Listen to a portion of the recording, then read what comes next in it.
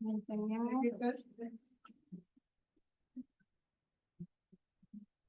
No, perdón.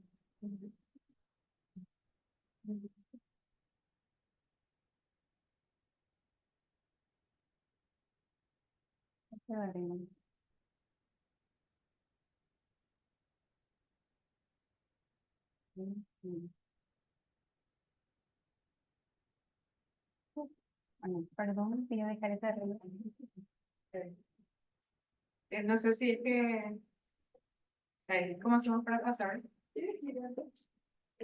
No No está. está funcionando, ¿verdad?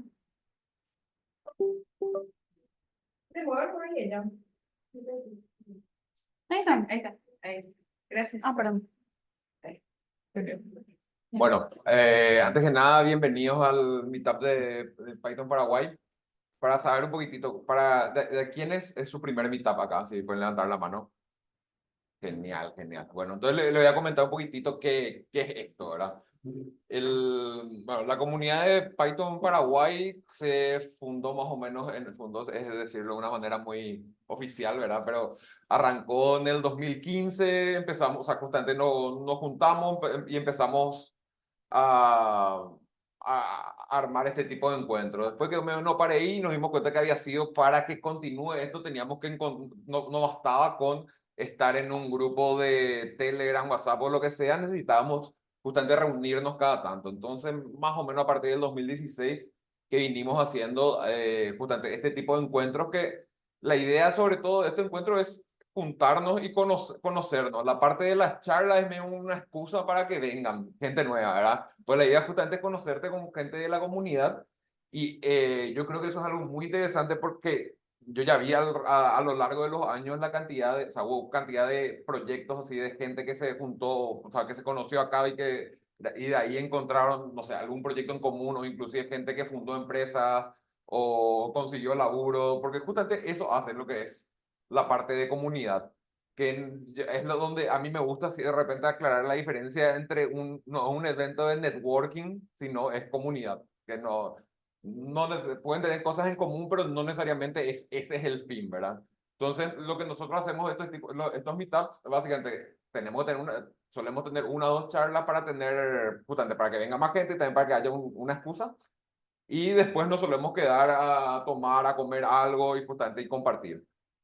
Y bueno, eso sería más o menos qué es la comunidad de Python Paraguay, donde más se organiza y que les recomiendo fuertemente que se unan es en el grupo de Telegram, que pueden buscar Python Paraguay en Telegram. Que ahí van a entrar y van a encontrar rápido, todo junto es @Python Paraguay. Entonces, les invito por favor que se unan al grupo de Telegram, creo que es la mejor tirada para esto, donde se van a enterar de todos los eventos que hay. Inclusive, y también, o sea, lo que está muy bueno porque es un grupo que tiene mucha gente, pero que no hay mucho spam, o sea, tipo, no es que se escribe todo el día y que es hinchabola de mirar, sino hay unos cuantos mensajes al día y está bueno porque la gente se ayuda entre sí o de repente comentan sobre ciertas cosas. Entonces, les recomiendo eso.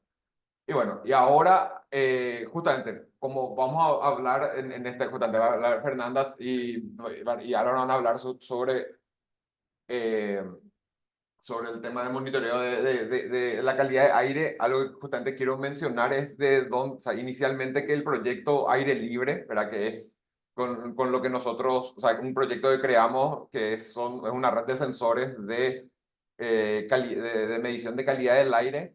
Eso de alguna u otra manera medio nace también en lo que es la comunidad de Python Paraguay. Sabemos, todo lo que lo que nos juntamos en eso, éramos miembros de eso, ¿verdad? Está también desarrollado en Python, ¿verdad? Entonces, como algo positivo y como un ejemplo de algo que salió de ahí, para comentarles un poco eso. Y lo que me olvidé decirles es que la comunidad de Python Paraguay no es necesario, o sea, aunque engañe un poco el nombre, no es que es Python nomás, sino termina siendo una especie de comunidad paraguas que engloban básicamente muchas de tecnologías. O sea, en las charlas solemos tener, o sea, las charlas de repente de JavaScript, de Java, de millones de otros lenguajes o de distintas tecnologías, o de repente cosas que no tengan necesariamente que ver, digamos, con tecnología dura, sino de repente de proyectos de ley. Ya llevo a ver charlas sobre eso. Entonces, no necesariamente, no digan, yo no programo en Python, entonces ¿para qué voy a entrar? No, les recomiendo igual que se unan porque está bueno por ese lado. Y sin más preámbulo, le dejo a Fernanda que le va a hablar ahora sobre su proyecto. Muchas gracias, Marce. Bueno, yo me presento, yo soy Fernanda Carles y yo estoy trabajando en un proyecto que se llama Predicción de Calidad de Aire para Asunción utilizando Machine Learning. O sea, Marce mencionó lo de aire libre, pero es simpático también para mí porque este es un proyecto que yo arranqué hace 2 años. Yo arranqué hace un poco más de 2 años, yo arranqué este proyecto como parte de mi tesis para recibirme de la facultad. Y yo cuando estaba viendo qué es lo que voy a hacer para mi tesis, yo sabía que quería hacer algo de data science. Yo justito había conocido en esa época el proyecto Aire Libre y dije, qué genial este proyecto, ¿verdad? Y vi que en mi facultad había un equipo de investigación que trabajaba en temas de calidad de aire y medio inspirada en eso fue que me sumé. Gracias, o sea, hoy gracias a un montón de cosas y puedo, y les voy a ir comentando un poquito más acerca de cómo también sigo colaborando con Aire Libre hoy en día. A ver. Ahí está. Bueno, como les mencioné, yo soy ingeniera mecatrónica, yo me recibí en la UNA, pero yo realmente, bueno, estudié ingeniería, pero trabajé en muchas otras cosas que no tienen nada que ver con ingeniería durante mucho tiempo también. Yo trabajé en empresas de tecnología y con proyectos de tecnología, pero también trabajé un montón en educación y en sociedad civil y específicamente en organizaciones que trataban temas de tecnología con otras cosas, con educación, con ambientalismo, con igualdad de derechos humanos, etcétera. Y desde hace 2 años yo me metí en esto por mi tesis, pero ahora se convirtió en mi trabajo. Formo parte de un grupo de investigación de calidad del aire del Laboratorio de Mecánica y Energía de la FIUNA. Este grupo de investigación trabaja en monitoreo y estudio de la calidad del aire en Asunción, que es un problema que después les voy a contar un poquito, que es un problema bastante grande que estamos teniendo ya hoy en día. Y yo trabajo específicamente, bueno, el equipo de investigación es un montón de cosas, de repente hacen diseño de hardware, por ejemplo, no sé, diseño de sensores, impactadores, todo ese tipo de cosas. También estudio de cómo se comporta la calidad del aire en ciertos periodos, que hay muchos estudios de eso más ambientalistas. Pero yo trabajo en el área de data science, donde nosotros estamos trabajando en predicción de calidad de aire.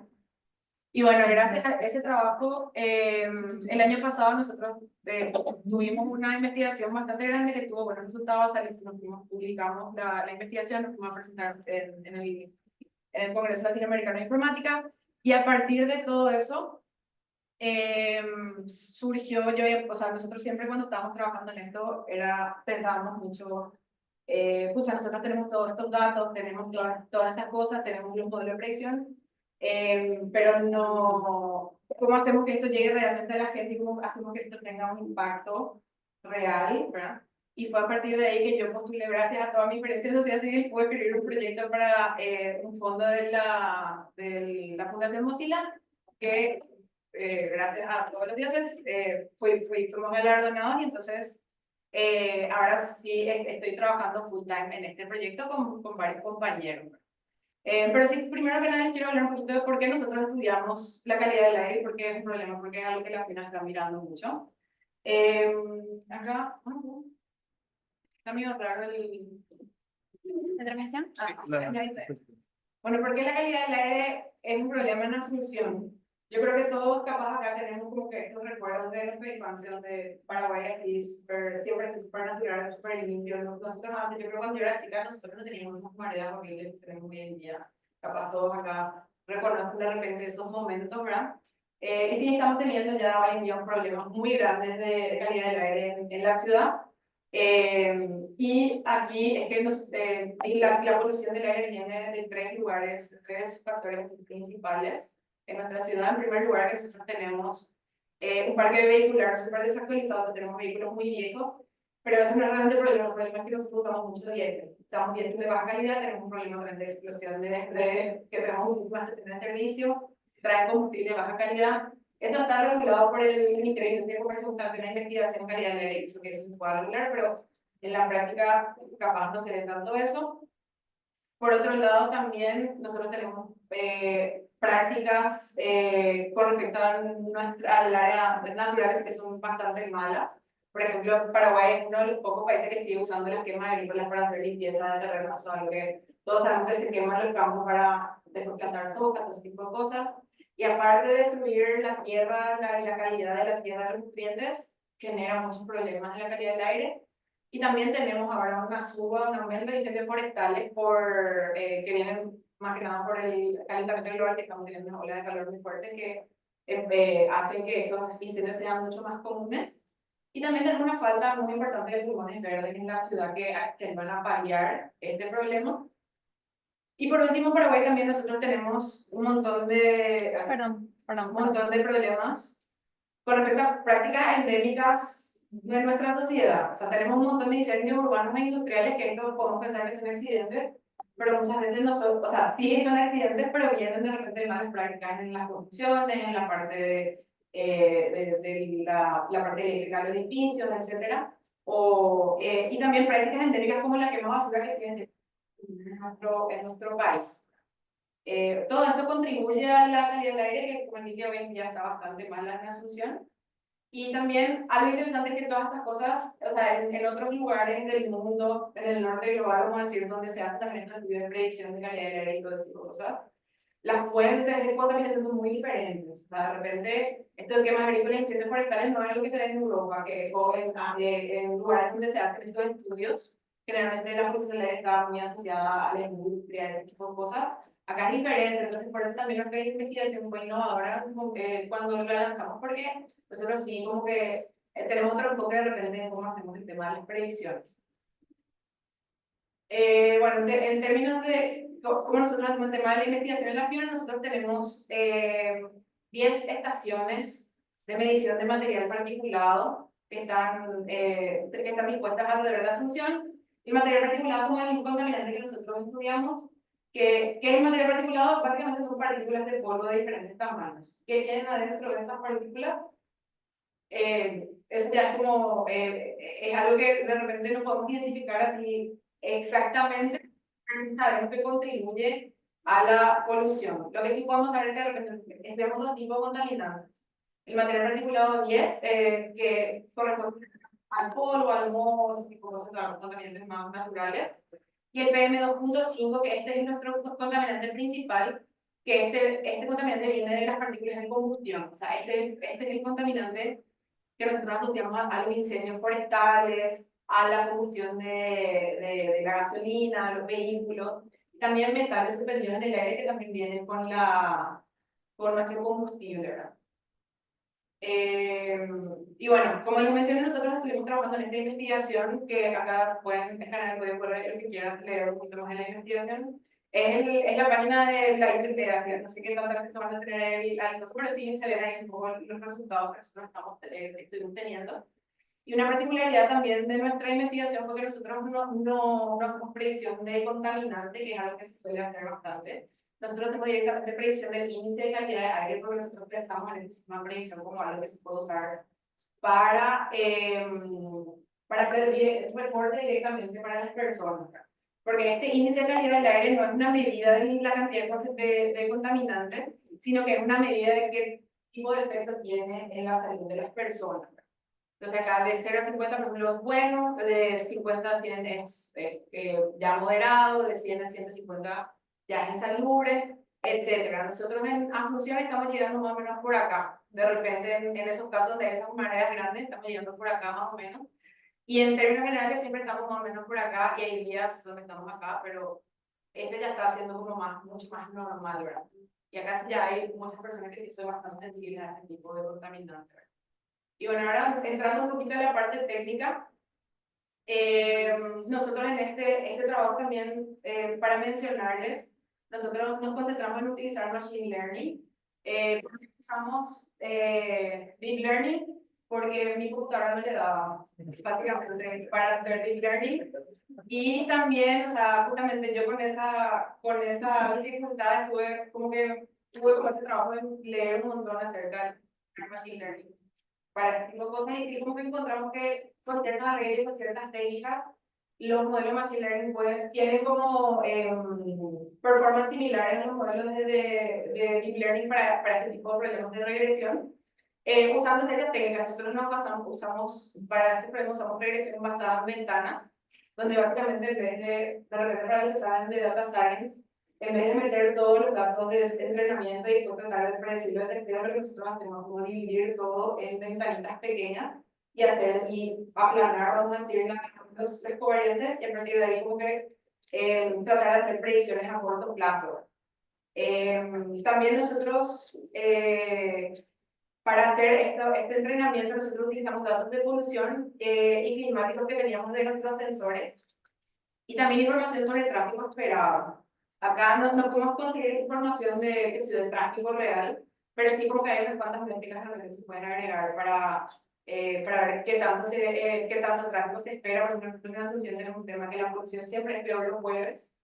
Jueves, viernes y sábado empieza a bajar, domingo y lunes son días buenos, martes empieza a subir y jueves el peor día en términos de calidad de aire siempre. Y nuestros modelos salieron bastante bien. Nosotros tenemos 91% y 86% de precisión para horizontes de 6 y 12 horas. Capaz se preguntan acá por qué tan corto tiempo, por qué 6 horas, por qué 12 horas nomás. Y porque realmente estas son como los tiempos de, o sea, estos son, en la literatura estos son los tiempos que se pueden llegar a predecir, ¿verdad? Hay sistemas que predicen a 24 horas, a 48 horas, pero ya con errores bastante grandes, bastante groseros. Y también una cosa que para nuestro caso, porque nosotros somos muy sensibles a, o sea, la polución viene también de los incendios, que no se pueden predecir, o sea, cuando hay un incendio es como algo enorme. No, de repente no se puede predecir. Hasta ahora nosotros no pudimos conseguir buenos datos para tratar de meter datos de incendio en nuestras investigaciones. Si alguien sabe cómo hacerlo, por favor me escribe, ¿verdad? Entonces nosotros así como que nos concentramos en estos periodos cortos y tratar de mejorar lo más posible los modelos. Y nuestra accuracy es bastante competitiva. Salieron bastante bien los modelos. Y bueno, como les mencioné, hicimos toda esta investigación, salió muy lindo, publicamos y nadie se enteró más que nosotros en la facultad. Y sí, fue ahí como que empezamos a pensar en cómo podemos hacer para mostrar los datos. Y ahí fue también que nosotros nos inspiramos mucho en Aire Libre para escribir el proyecto. Porque nosotros lo que queríamos desde la facultad, ahora queremos hacer como tener un espacio donde nosotros podamos mostrar las predicciones al público, que sea una herramienta que realmente funcione. Y también queremos que esto sea open source. O sea, en la facultad nosotros, yo soy de la facultad de FIBA, nosotros somos desarrolladores. Entonces para nosotros fue muy importante como que pensar, bueno, queremos que esto sea open source, queremos hacer lo mejor posible con este fondo y que después el mantenimiento, ver quién nos ayuda, cómo vamos a hacer, etc. Y también por eso que queremos presentar en espacios como este, para de repente el que se quiera sumar, ver cómo de repente se puede colaborar un poco más adelante cuando el cabo esté. Estamos súper con todo gusto, ¿verdad?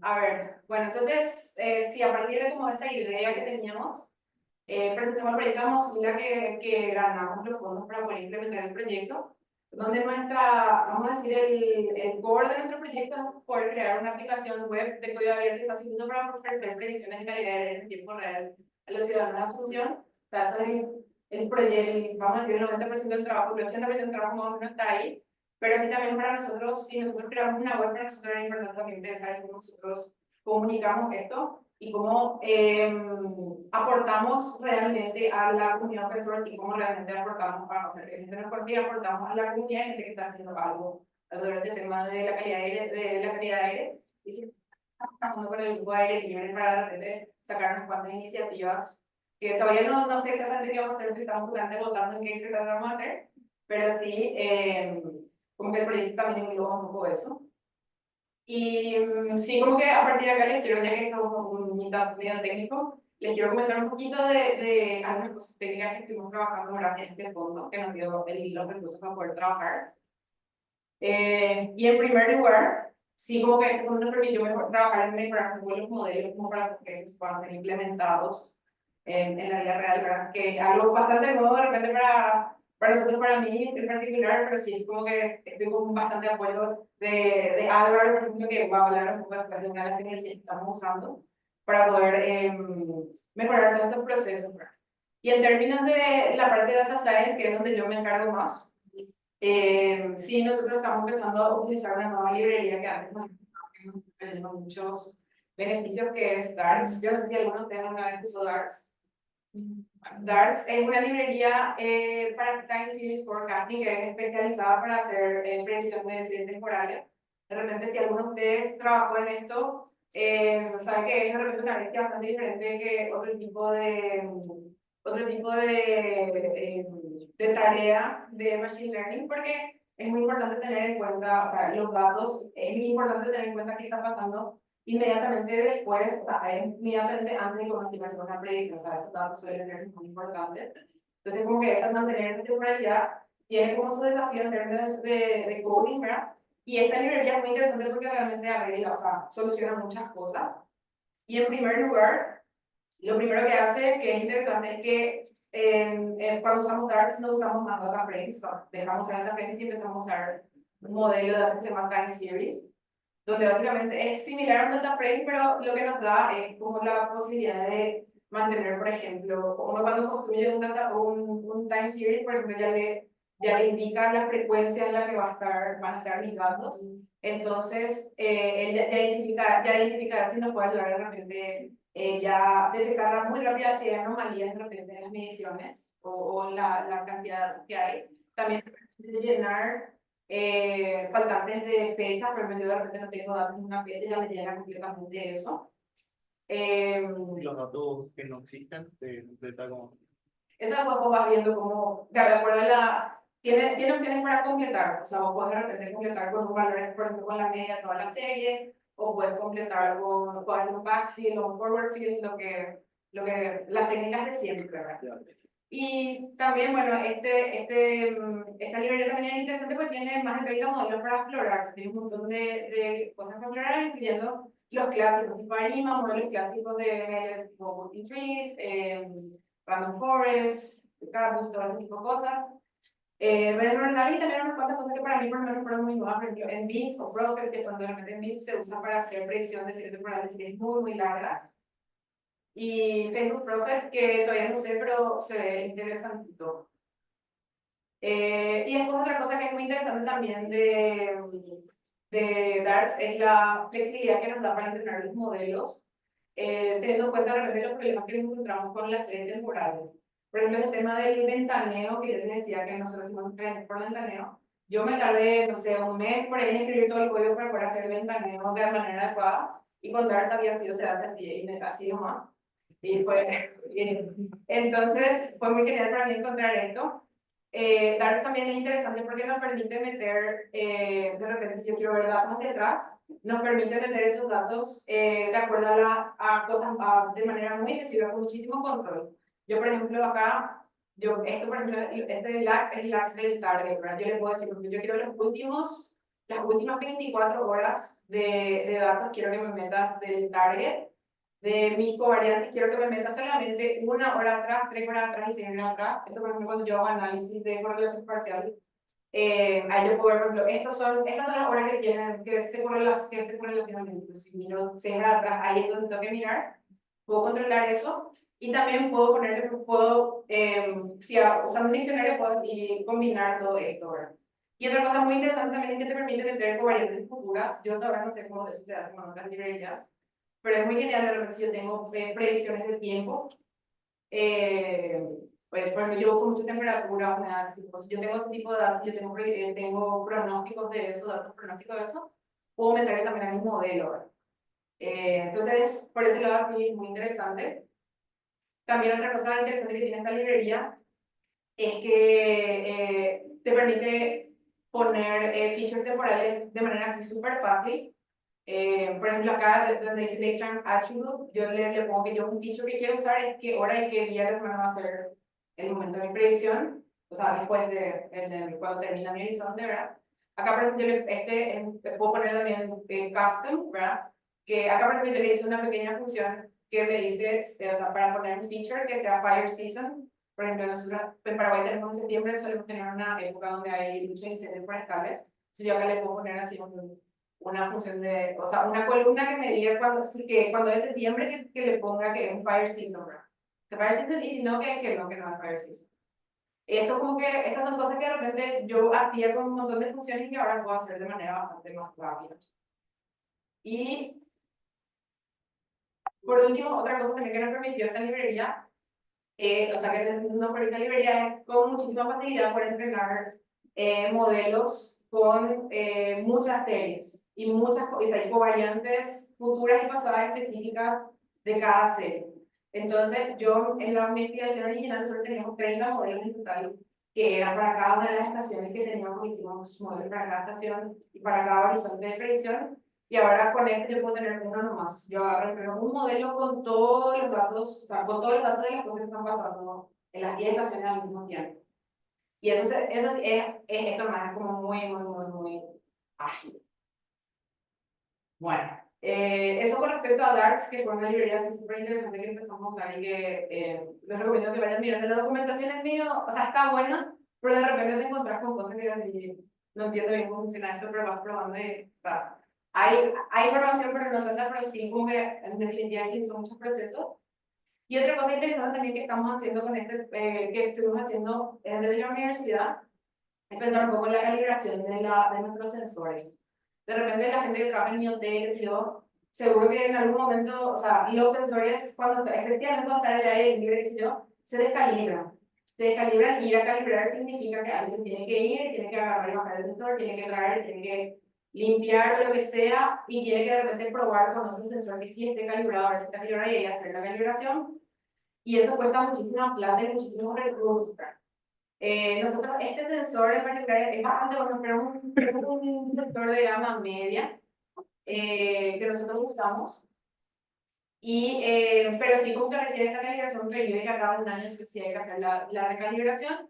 Y también es un sensor que es altamente sensible a la humedad. De repente, cuando hay mucha humedad, lee como si fuera que hay mucha polución y no es realmente ese el caso. Entonces, nosotros sí, como que estamos pensando que si nosotros vamos a ofrecer estas predicciones y todo eso, tenemos que asegurarnos que los sensores siempre estén funcionando lo mejor posible. Y fue ahí que empezamos todo un trabajo de investigar un poquito acerca de cómo podemos hacer la calibración remota.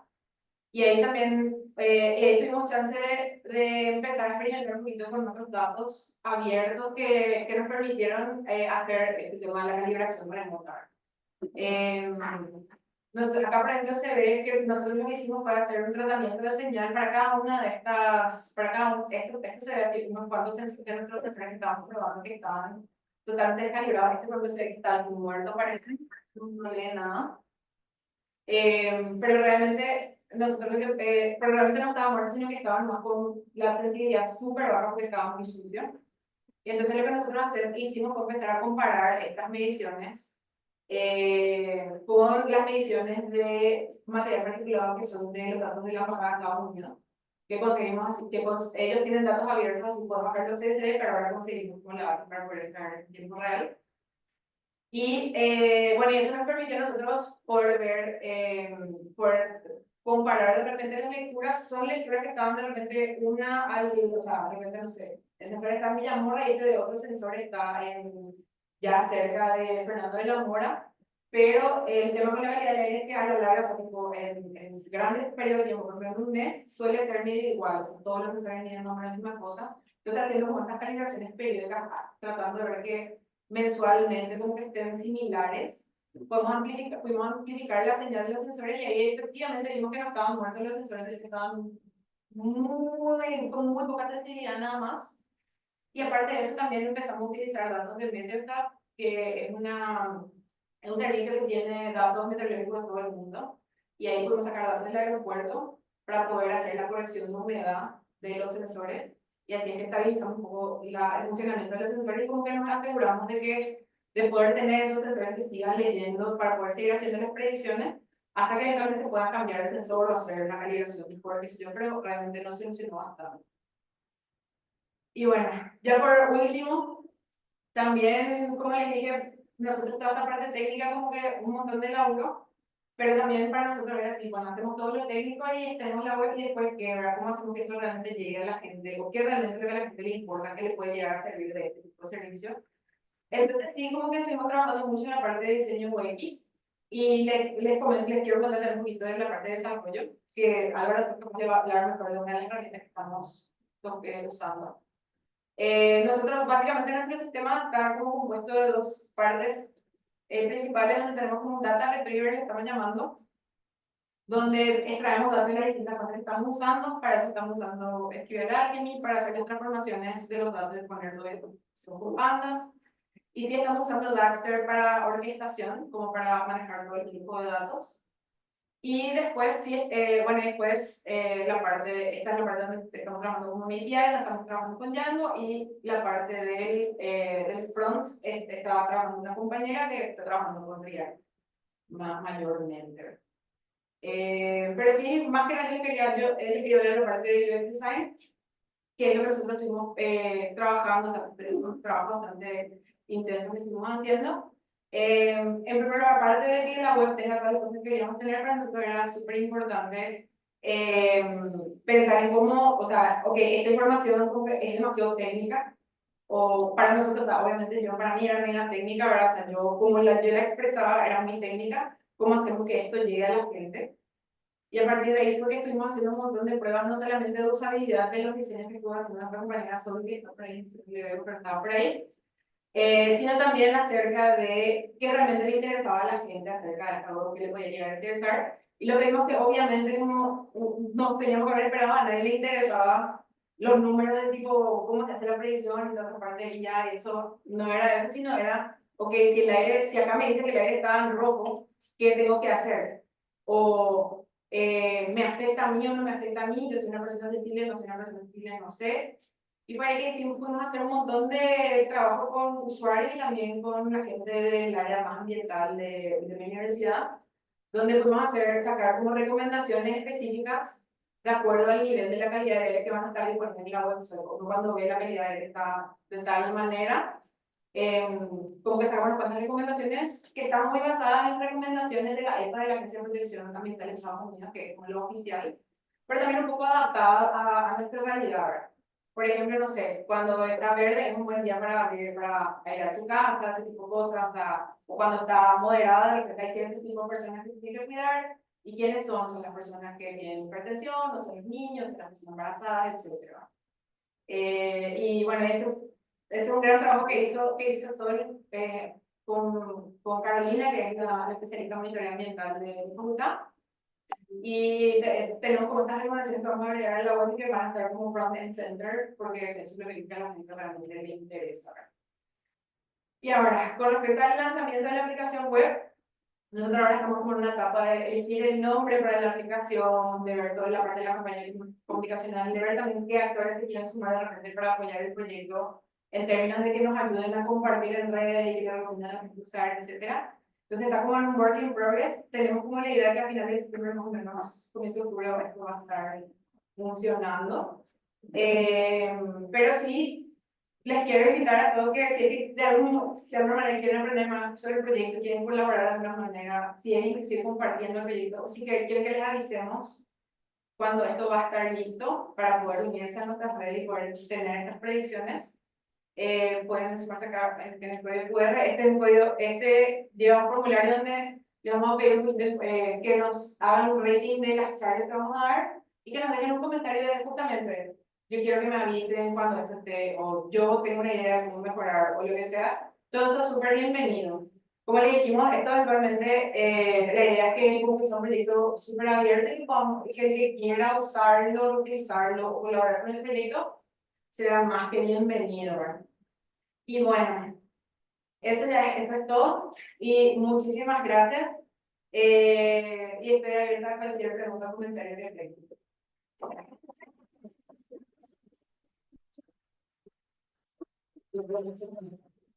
En el programa dice contacto, no sé en qué se pone. A ver. No sé qué se pone. Y tu información de contacto, número, un correo. Sí, ya tenía. ¿Puedo preguntar algo? Sí, sí, sí. ¿Cuáles fueron los atributos más importantes? No sé si llegaron a la parte de la importancia de atributos. De los features. Sí, Sí. al feature persons. ¿Cuáles fueron así los más importantes que destacaron en la exploración de datos? En el video la humedad. Okay. También la temperatura como tenía como una correlación con tiempo, no era tanto, era como del 20% más tal, pero no. Usamos correlación bueno, la correlación de Pearson para hacer eso. Y también la hora del día. Okay. La hora del día, solo en Paraguay, como que esas horas, las horas pico, obviamente son algunas más comidas y realmente se ve eso en los gráficos. El día también, los jueves, era como el día más feo para el aire. Y también este año, o sea, anteriormente nosotros no teníamos datos de viento, ahora sí tenemos, y encontramos que hay una correlación con la dirección del viento, que realmente no te puedo decir si es norte, sur, porque yo hago descomposiciones en el océano, pero sí el océano del viento siempre tiene mucha alta concesión, ¿no? Pero no sé cuál es cuál. Cuando haga mi paper voy a ver eso. La humedad, supongo que la correlación es negativa o es positiva. Es positivo. Ok, entonces es negativo, pero es interesante. Pero nosotros creemos también que tiene que ver con este tema de la característica del sensor. Porque el sensor es muy sensible a la humedad porque el sensor no reconoce. Y el sensor lo que hace es como que tiene un láser adentro que lee las partículas y no puede diferenciar si la esfera de que está flotando ahí es de porquería o si es de una gota de agua. Claro, y con incendio, por ejemplo, se llena de ceniza y puede reconocer con humedad. Claro, claro. O algo así. De por ahí si les ayuda, funciona si es que de alguna manera le ponen cerca sal, tal vez eso seca el ambiente.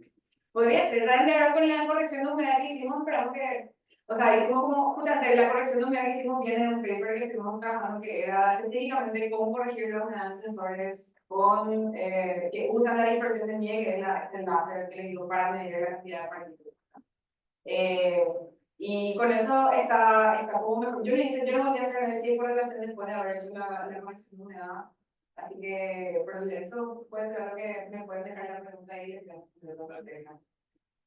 ¿Alguna otra consulta, algún otro comentario?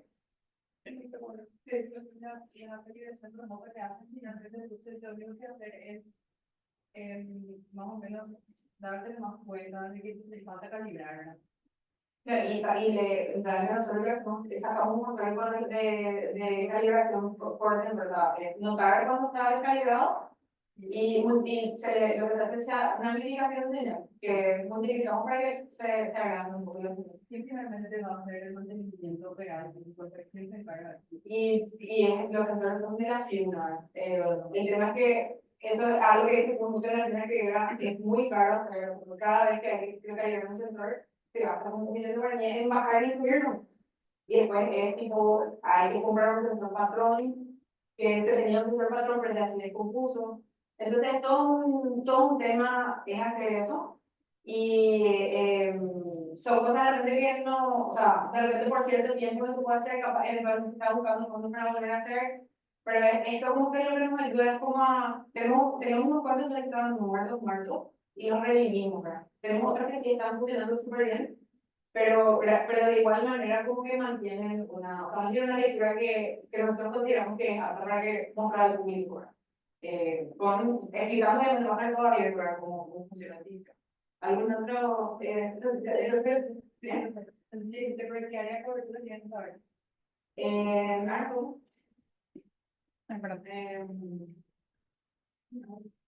Ahí le muestro el mapita. Tenemos la real comienzo. Acá está. Los sensores van acá está, este está este es el centro de Asunción, acá está Lambaré, este está acá es Cuatro Mojones, si no me equivoco. Este está en el viaducto Mam Lynch, este está en San Lorenzo, y este está en Mariano, y este acá está cerca del aeropuerto. O sea, toda esta área es la que tenemos. Una cosa también es que para la web nosotros sí como que estamos considerando que nosotros queremos que la red se explora. También en la facultad hay otro grupo, o sea, otro equipo del grupo de investigación que está haciendo, por ejemplo, el desarrollo de asesoría experimental y cosas así. O sea, de repente, para nosotros sería súper genial que poder hacer predicción con más sensores, ¿verdad? Inclusive para nosotros estaría súper bueno hacer con los de aire libre, ¿verdad? Que nosotros hacemos modelos, donamos los modelos a aire libre y es que ellos deciden que quieren que se vea acá en la web, lo usan y si no, usan los modelos para hacer en su web, ¿verdad? Lo que sea. Pero el trabajo para nosotros es como que hacer más ciencia, conseguir fondos para hacer más ciencia y liberar todo, ¿verdad? Lo posible. O sea, ese es nuestro modelo de cómo estamos trabajando. ¿No te afecta la ubicación de los sensores? Tiro una idea, capaz los sensores que están más cerca del río tienen más humedad cerca, entonces son más cerca. Y podría ser, de verdad que la humedad sí, no sé si es lo que funde, de repente lo que más funde los sensores es que o sea, el sensor tiene un ventilador que va ocupando el aire, y lo que más funde realmente es el sedimento que se queda en la cámara, que eso ya no se puede más abrir. Por eso el sensor trae un factor trae una fórmula de calibración que es por ese problema, y después hay otra fórmula que es por el problema de la humedad. Porque la cámara de lectura no se puede abrir porque ya rompe completamente el cerebro. Pero ¿hay alguna otra cosita? Pues ya, ¿sí? Mencionaste muchos modelos, pero ¿cuál digamos es el caballo ganador ahora mismo? Y nosotros originalmente fue el Paperface Cibus, el que mejor funcionó. Ahora el que más estamos usando es, son los Campus y la GM, son los que estamos usando mejor con Darts. Pero eso también, yo hice unas cuantas pruebas de repente con modelos de deep learning, qué sé yo, y la verdad que no, yo creo que, o sea, los resultados no valía la pena usar. Con este tema de usar la regresión basada en ventana. O si no, sí, si es que vamos a usar así nomás el modelo, sí, no le da. Y bueno, estamos a unas... ¿Tienen algún plan de hacer una aplicación, por ejemplo, que te notifique cuando está mal? Lo que estamos pensando hacer son bots de Twitter y de Telegram, que van a ir. Y de repente, justamente también es algo que ahora estamos pensando, pues, queremos hacer bots, pero no queremos hacer spam. Es algo que sale muchísimo de los testeos de usuarios. Entonces, sí, como que estamos viendo con gente comunicación cada cuando esto se puede informar. Solamente informamos cuando el aire está muy feo. Son cosas a considerar porque la idea es que la gente se sume y no que sea algo que volar.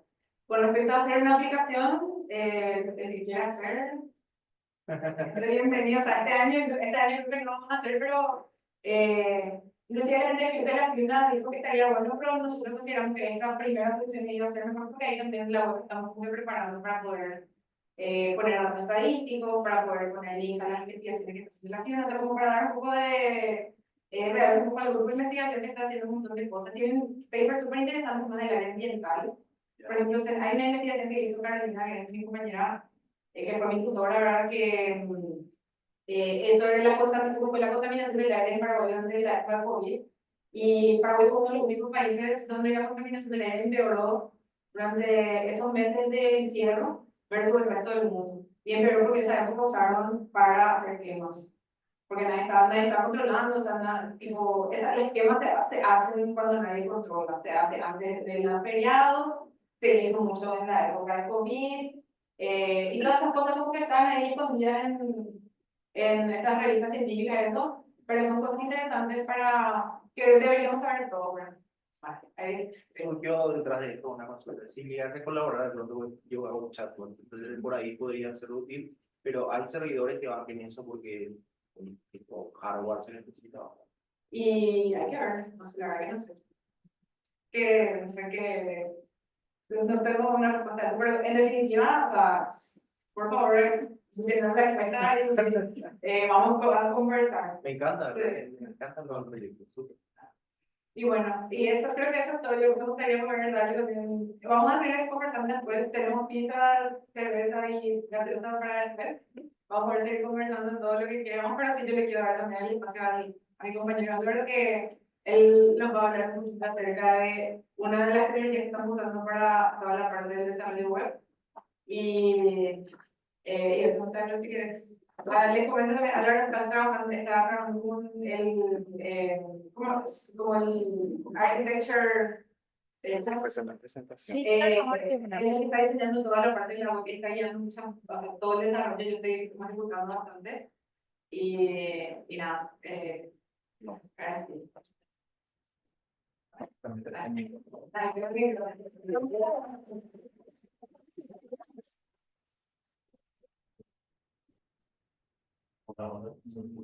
Sí.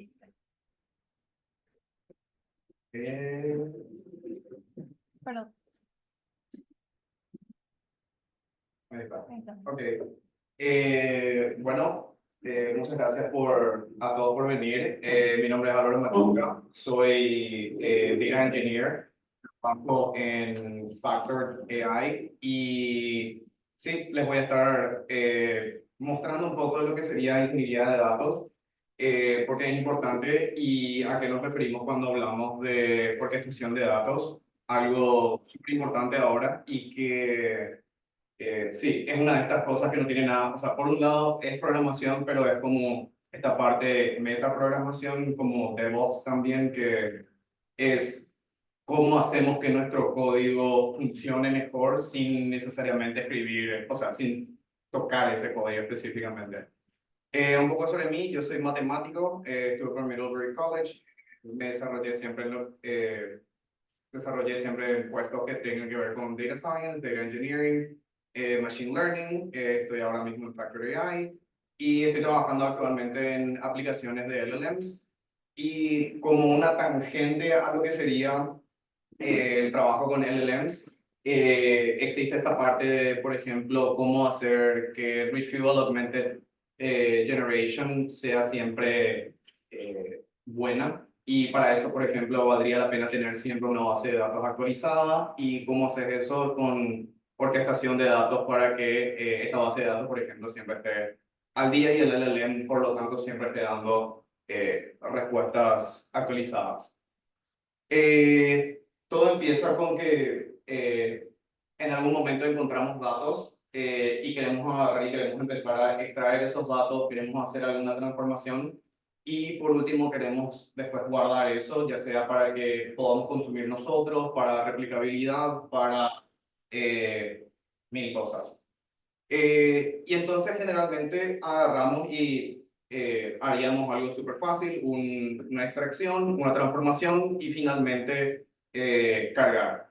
Pero el problema es que muy rápido esto se complica porque empezamos a probar cosas, empezamos a tener más fuentes, empezamos a ver que por ahí un script ya es muy complejo y necesitamos crear archivos que nos ayuden.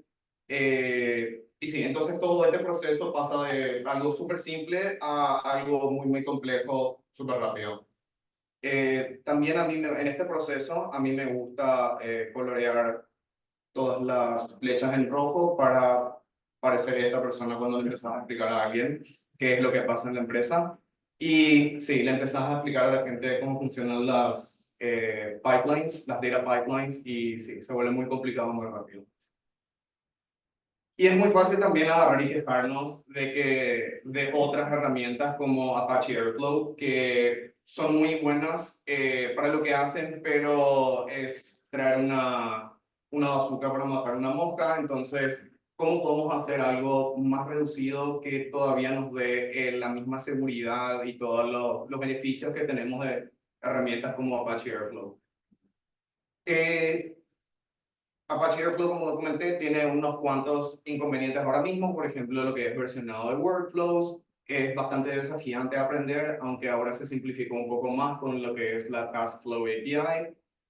Y también es la complejidad de deployments y de mantenimiento. Necesitamos generalmente, la mejor versión sería tirar en algo como un Docker, porque bastante complejo, muchísimas dependencias, puede que falle y necesitamos poder sí, asegurarnos, porque es nuestra forma de procesar datos. Y si falla esto, fallan cosas muy críticas dentro de la empresa.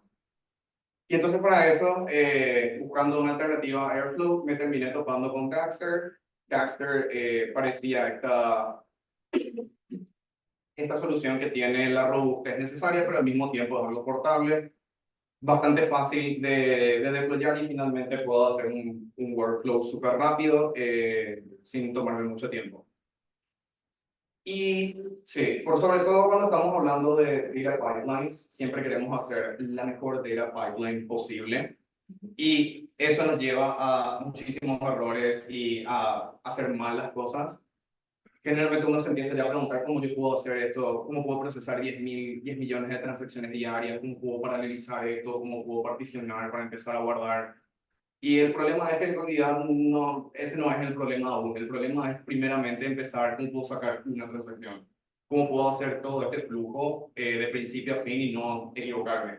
Ahora mismo con el trabajo de PER justamente, parte de esto implica extraer los datos de las 10 estaciones, verificar que todo esté dentro de los rangos normales, transformar, enriquecer estos datos y finalmente guardar en una base de datos donde después los modelos de Machine Learning van a terminar consumiendo esos datos y se pueden entrenar y muchas otras cosas más. Siempre tenemos que pensar entonces en los condicionales, los errores específicos que podemos llegar a tener y la capacidad de cómputo requerida para esta tarea que vamos a estar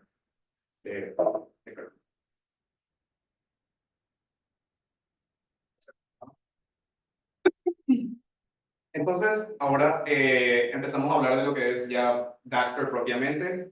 Daxter cambia un poco las cosas en lo que sería Apache Airflow. Estamos pensando siempre en esta idea de tasks, de tareas. Airflow tiene una tarea que hacer y esta tarea es ir, buscar los datos, transformarlos y guardarlos. Sin embargo, la visión que tiene Daxter es de Software Defined Asset y esta idea es que uno tiene una tabla o tiene algún tipo de dataset y este dataset tiene algunas propiedades. Por ejemplo, tiene lo que sería una freshness policy que implicaría que estos datos no pueden quedar desactualizados por más de X cantidad de tiempo. Tienen metadatos, tienen el lugar donde se computa, muchísimas cosas que solamente existen porque pensamos en los datasets como nuestra abstracción principal en vez de tener la abstracción de una tarea. Y súper fácil de empezar a utilizar Daxter. Al revés. Está al revés. Sí. Eso explica mucho. Es súper fácil, entonces, pip install Daxter, idealmente estamos en un virtual environment. Podemos hacer Daxter Project Scaffold, son el nombre de nuestro proyecto. Entramos a ese proyecto y después le damos a instalar las dependencias de este proyecto específico. Entonces podríamos tener dentro de un monolito de Daxter muchísimos subproyectos y cada uno de esos subproyectos encima puede tener sus dependencias específicas, entonces no se pisan el uno al otro. Y para lo que sería orquestación de datos, tenemos unos cuantos conceptos que vale la pena aprender. Tenemos la idea del task o del asset. Si estamos hablando de Apache Airflow, estamos hablando de task. Si estamos hablando de assets, estamos hablando de Daxter. Y sería al final del día nuestros datos. Después tenemos lo que sería un job. Un job es un conjunto de tareas o la materialización de un asset. Tenemos schedules que vendrían a ser cada cuánto tiene que correrse algún job. Storage, que es donde guardamos, ya sea nuestros datos específicos o lo que serían metadatos sobre los trabajos. Por ejemplo, todas las mañanas tengo que ir y chequear el precio del jugo de naranja en el supermercado. Y yo debería poder correr ese trabajo y guardar el resultado de eso. Y entonces ahí estamos hablando de lo que serían los logs los run logs.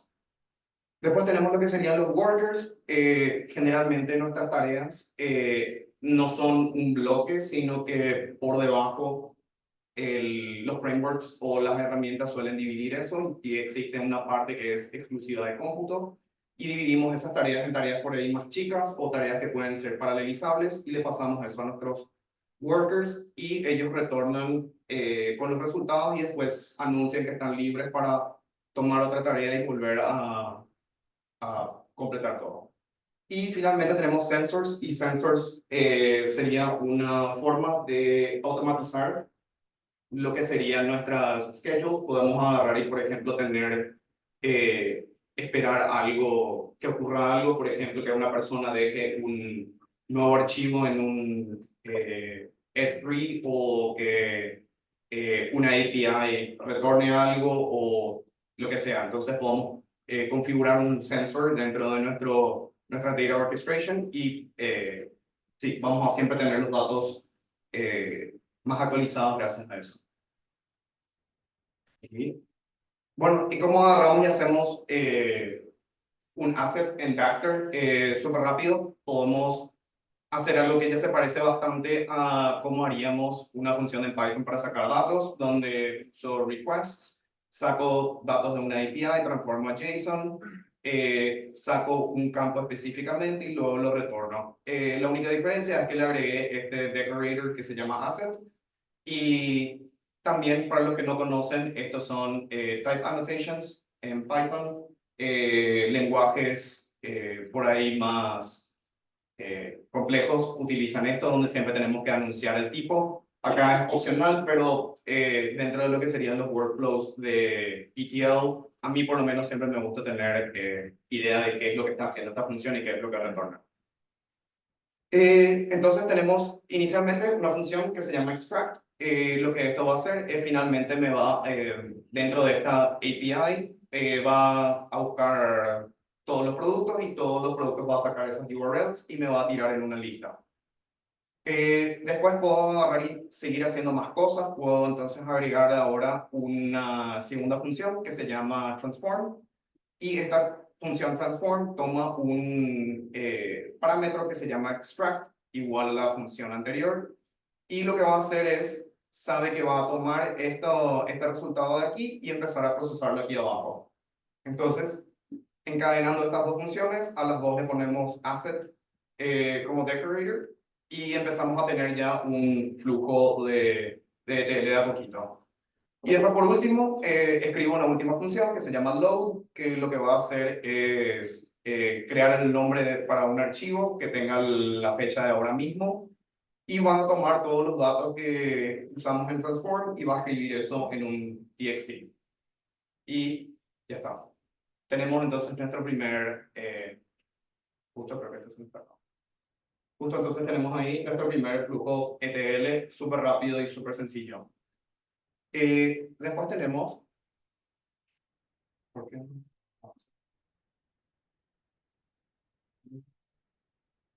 También si yo tengo batería. 20 puntos. Ahí está.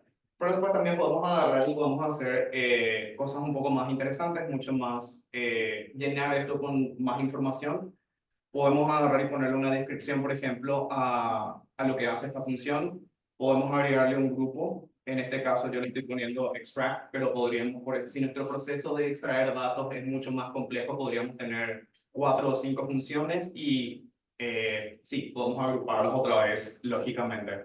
Compute Kind, en este caso estoy usando Python porque se está operando todo esto en memoria, pero podríamos usar otras herramientas como dbt, Snowflake o una base de datos SQL. Entonces, nuestro cómputo no es necesariamente con Python y en memoria, sino que puede ser también en otro lugar.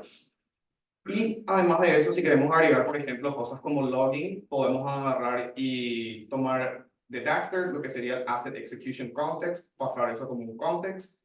Y después podemos empezar a hacer cosas como Context Log Error para guardar los errores y Context Log Info para sí, ir guardando datos de cómo va nuestra ejecución de nuestra pipeline.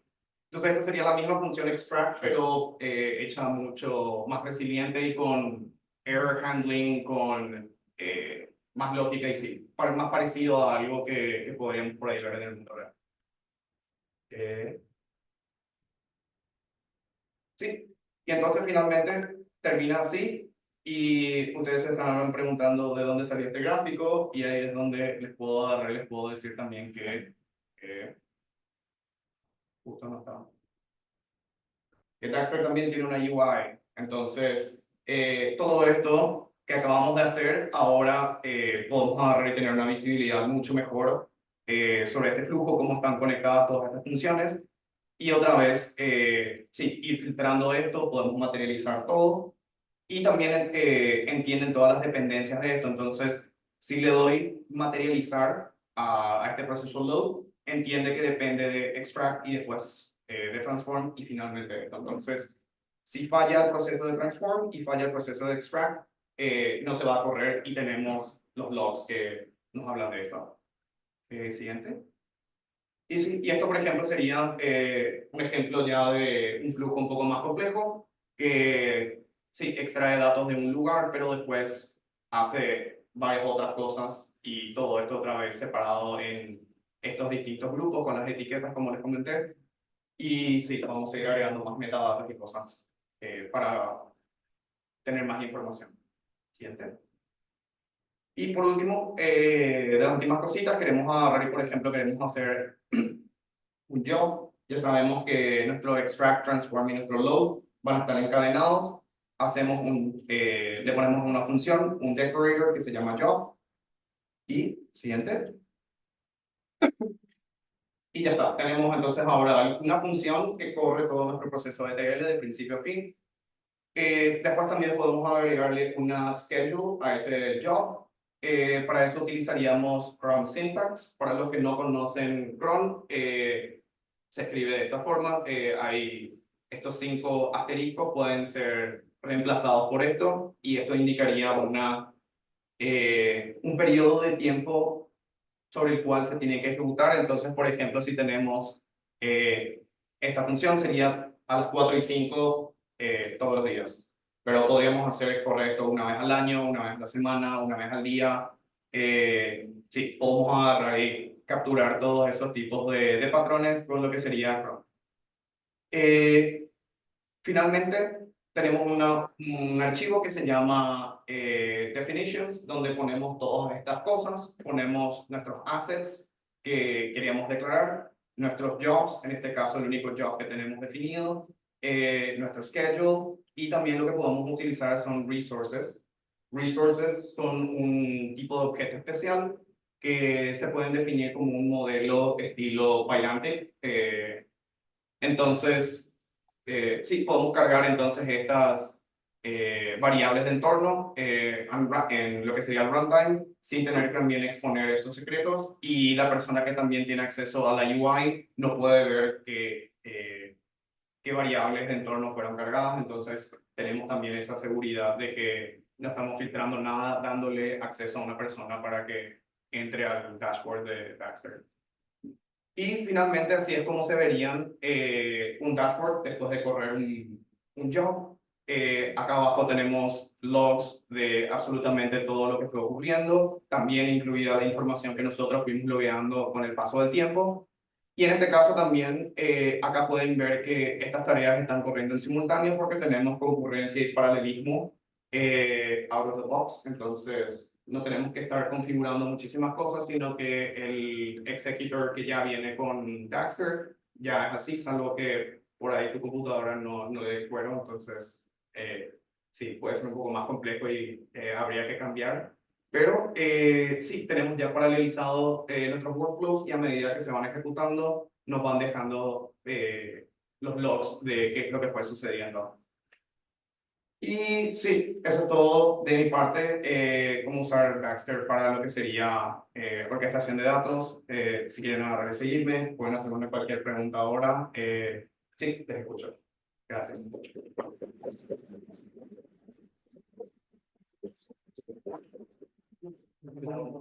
Sí, Dashboard tiene alguna especie de optimización o ventaja en cuanto al rendimiento del hardware que utilice con respecto a otros flujos de tele. No que yo haya visto, es en realidad la simplicidad nomás, con la que uno puede sí, escribir un asset, escribir 3 assets, conectar esos 3 assets, poner un job y empezar a correr eso. Es algo que por ahí no puedes hacer con Airflow directamente porque por ahí es un poco más complejo. Sí tenés que estar chequeando los requerimientos de memoria, sí, muchas otras cosas que por ahí con Dagster no vas a tener que preocuparte, pero sí. Y te pregunto si en tu experiencia, por ejemplo, si quiero correr un VTL en una compu así normal, ¿verdad? Sí. ¿Cuál suele ser la limitación de hardware más frecuente? ¿Puede ser por un tema de memoria o espacio en disco? O también depende mucho de la cantidad de datos que quieres procesar en el momento. Por ejemplo, si quiero hacer un proyecto yo particular, ¿verdad? No tengo los recursos para acceder a un servidor en la nube o un servidor en un data center. ¿Cuál crees que puede llegar a ser esa limitación? En realidad diría que generalmente la gente tiende a sobredimensionar qué es lo que necesitas yo te diría que escribas el flujo, que pruebes correrlo, y el momento en el que Python te dice out of memory o no puedo hacer esto, ahí empezar a considerar la siguiente solución, pero sí, tanteo libre. Entonces, diría que lo hagas nomás. Generalmente, salvo que me estés diciendo que, no sé, tenés que traer 10 millones de filas de un lugar y tenés que de alguna forma procesar eso. Sí, dudo mucho que te topes con ese tipo de situaciones regularmente, y creo que si te topas con esas situaciones regularmente, tenés hardware especializado ya para lidiar con eso. Por ahí, si quieres, tenés una queue de Kafka tomando los datos. Entonces, sí, otro el setup y otra la idea de eso. Ah, no, una consulta.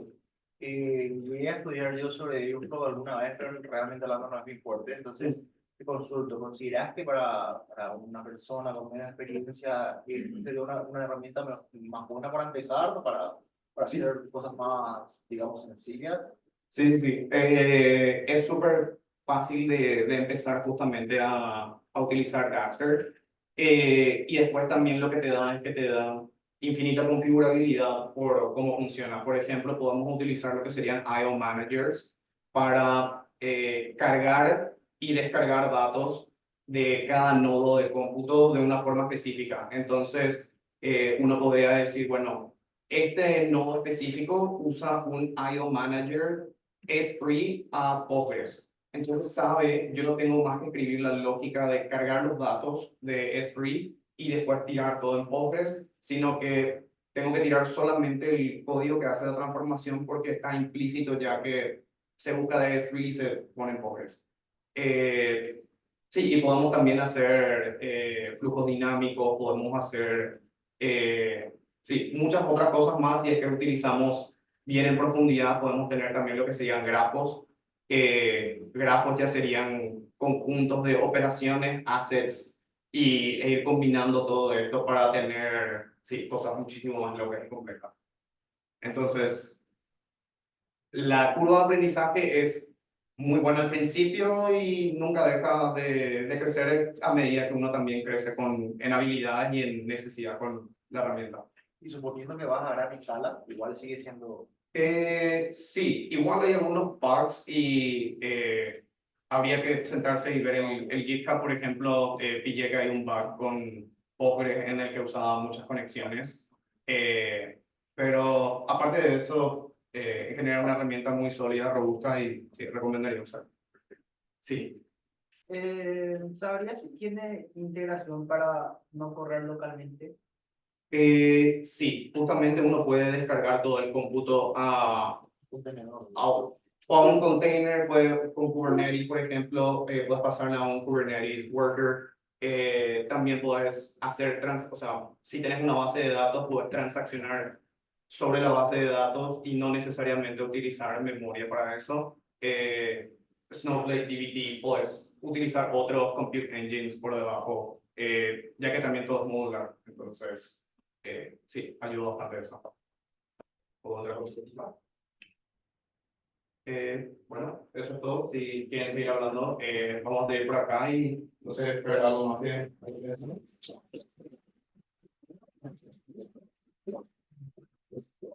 Bueno, ahora improvisado Gatincho, ya que estuvimos hablando mucho de esto, queríamos hablar un poquito del proyecto Aire Libre. Entonces Gatincho le va a hablar y le voy a mostrar la web. Vale, hola, ¿qué tal? Yo soy Martín, y ya que estuvieron escuchando más del Aire Libre, 5 minutos resumen, así rapidísimo. Bueno, Aire Libre es una comunidad acá de personas en Paraguay, que es una comunidad bueno, en realidad es una red comunitaria de sensores de calidad de aire. Todo el hardware y el software es todo open source, open hardware, open source. Y bueno, ahora cuando Marce, ahora la web le vamos a mostrar. Esta básicamente nuestra web, pero básicamente son todos cada sensor es básicamente un miembro de la comunidad, y ahí muestra la calidad del aire en tiempo, bueno, sí, tiempo real. Y bueno, tenemos básicamente, bueno, tenemos la web. O sea, tenemos los sensores que cada uno puede fabricar sus propios sensores. El sistema más o menos, que la gente que está interesada puede tipo, adoptar uno de nuestros sensores o armar el suyo, ¿verdad? Por tanto, las instrucciones, esto mío es muy hacker todavía así, la experiencia de usuario para armar, pero está ahí, ¿verdad? Como para el que tenga la voluntad, está.